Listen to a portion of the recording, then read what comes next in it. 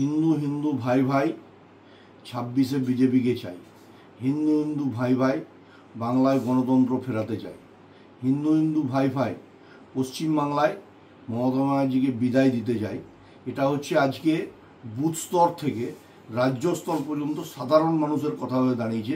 যেভাবে মমতা বন্দ্যোপাধ্যায় বিশেষ সম্প্রদায়ের মানুষকে দিয়ে বাংলায় তোষণ রাজনীতি, বাংলায় বিশেষ সম্প্রদায়ের মানুষকে গুরুত্ব দিয়ে দাঙ্গা লাগানোর একটা প্রক্রিয়া, তার জন্য আজকে মানুষ এই আন্দোলনের পথে নেমেছে।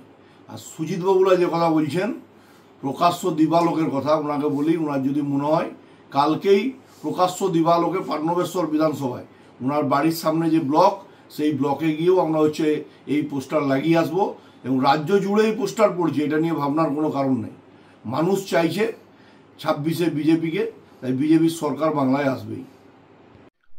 আজকে চণ্ডীদাসে মার্কেটে আমি খবর পেলাম যে একটা বিজেপি রাতের অন্ধকারে পোস্টার লাগিয়েছে। আমি বলি একটা কথা, ধর্মের নামে ফুসুরি দিয়ে তৃণমূল কংগ্রেসকে থামানো যায় না।